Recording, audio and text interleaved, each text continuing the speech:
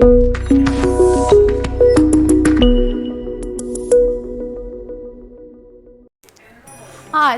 আরও একটি পুরাতনী রান্না নিয়ে হাজির হয়েছি।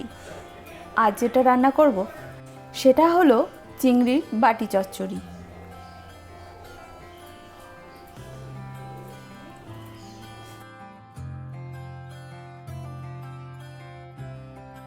এর জন্য লাগবে 450 গ্রাম চিংড়ি, আর লাগবে 4টে ছোটো মাপের আলু ভাজার মতো আলু কুচি করে রাখতে হবে, আর লাগবে একটা মিডিয়াম সাইজের টমেটো, স্বাদ অনুযায়ী কাঁচা লঙ্কা, পেঁয়াজ কুচি। মশলার জন্য লাগবে 1.5 টেবিল চামচ 2 ধরনের সর্ষে আর 1.5 টেবিল চামচ পোস্ত। প্রথমে পোস্তটাকে জল ছাড়া গ্রাইন্ড করে নিতে হবে।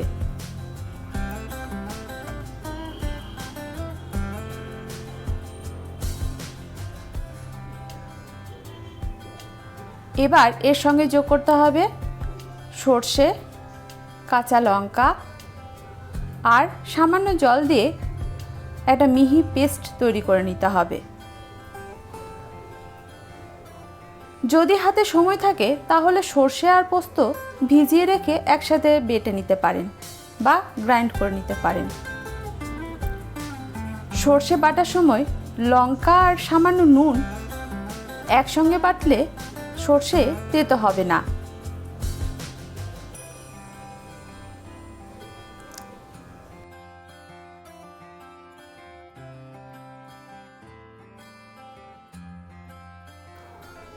এখন বাটা মশলা রেডি।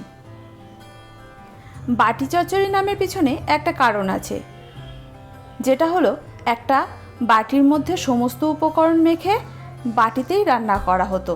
পুরাতন পদ্ধতিকে বজায় রেখে আমরাও এই একই পদ্ধতি ব্যবহার করেছি। তাই আমরা একটা অ্যালুমিনিয়ামের বাটিতে সমস্ত কাটা উপকরণ নিয়ে নিয়েছি, আর নিয়েছি চিংড়ি।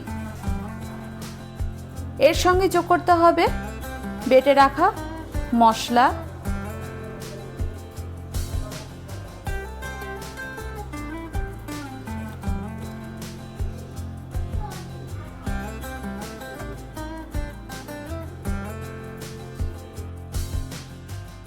হাফ টেবিল চামচ রসুন বাটা,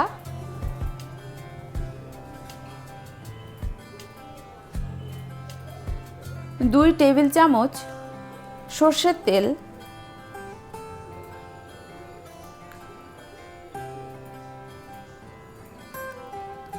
1 চা চামচ কাশ্মীরি লঙ্কার গুঁড়ো, 1 চা চামচ হলুদ গুঁড়ো, হাফ চা চামচ জিরে গুঁড়ো। চাইলে এটাকে বাদ দিতেই পারেন। আর দিতে হবে স্বাদ অনুযায়ী নুন, তবে বাটার সময় নুন দেওয়া আছে সেটা বুঝে দেবেন। আর কিছু কাঁচা লঙ্কা কুচি। এখন এটাকে ভালোভাবে মেখে নিতে হবে। আমি প্রথমে চামচের সাহায্যে মাখার চেষ্টা করেছিলাম, কিন্তু পরে দেখলাম এটা হাতের সাহায্যে না মাখলে ভালোভাবে মাখা যাচ্ছে না। তাই হাত ভালো করে ধুয়ে এটাকে সুন্দর করে মেখে নিয়েছি। মাখা যত সুন্দর হবে চচ্চড়িটা খেতে ততটা টেস্টি হবে। এখন একেবারে ধিমে আঁচে বাটিটাকে কভার করে রান্নাটা হতে দিতে হবে প্রায় 15-20 মিনিট। এক্ষেত্রে জল দেওয়ার কোনো প্রয়োজন নেই, তবে মাঝে একবার নাড়াচাড়া করে নিতে হবে, আবার ঢাকা দিয়ে রেখে দিতে হবে বেশ কিছুক্ষণ। এখন রান্না পুরোপুরি রেডি। পরিবেশন করার সময় সামান্য ধনেপাতা আর কাঁচা সর্ষের তেল দিলে আরও সুস্বাদু লাগবে। ভিডিওটি পছন্দ হলে লাইক এবং শেয়ার করুন আপনার বন্ধুদের সঙ্গে।